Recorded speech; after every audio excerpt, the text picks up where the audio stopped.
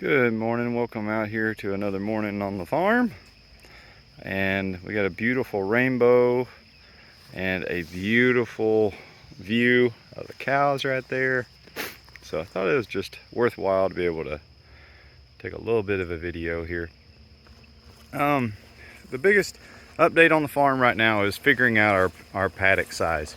I'm going to show y'all, this is what the cows have already come through and eaten off, and they did a great job. The average height of the pasture here before the cows came through was about 9 to 10 inches. So you can actually see my boot now. But they've done a good job. I've had to put them in about an acre to an acre and a half paddocks to be able to eat this down like they should.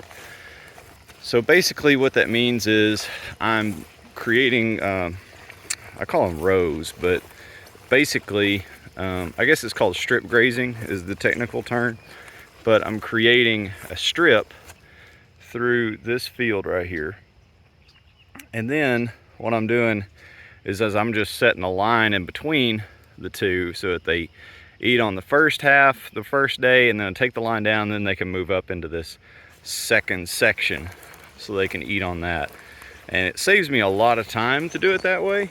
And the cows, it's all grass to them, but yeah, you can see how well they've eaten this down, walked on it, trampled it, and then also the manure spread is wonderful.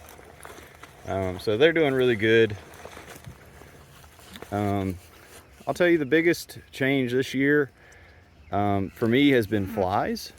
We haven't had as many of the tree swallows or birds in general this year for some reason. I'm not sure why, but we are also feeding high mag mineral instead of the fly control. And there's a reason for that. It's because the fly control,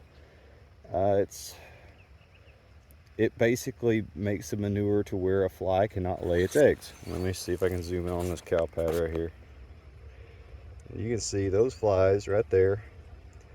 What they're doing is just laying their eggs and eating off the materials, which is gross, but that's what they're doing. And we have a lot more flies this year than we did last year. It does not mean that I'm abandoning the high mag program, because the goal of feeding the high mag stuff instead of the fly control is that we get more insect life into those cow pads. We get more worms, we get dung beetles hopefully one day, those type of things, and we need that on the farm for a holistic program. So this year may be a little bit of a struggle for the cows. I hate it for them, but they definitely are still doing well. Their calves are looking great. So let me show you this line here. And I just turned these cows into this paddock about 5 or 10 minutes ago, and they're focused. I mean, they're gonna eat as much as they can eat here. They're gonna walk all over it, and that's what we need. That's what we need them to do.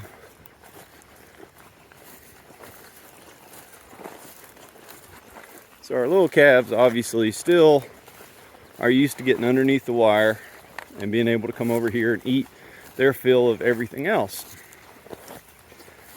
But with that wire, it's separate. Well, you can see that one cow is looking at me right now. That wire right there separates them from going into this paddock.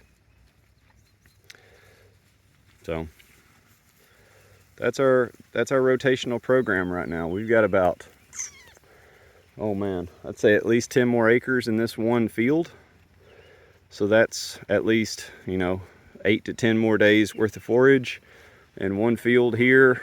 We have not been on the same spot of ground in the last, actually since we started grazing. The cows, I did put them in here for about 3 days.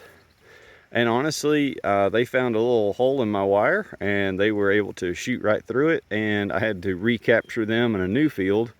So this has been relatively ungrazed all year. And now we're in the beginning of June 7th today. So yeah, we've got a lot of grass. We need to get more cows, and we're going to keep growing our own and trying to get closer to this South Pole breed. Cadillac has done a good job of keeping his weight on while being in here with the herd. Yeah. But yeah, there's a little update from the farm, guys. Sorry for the short video.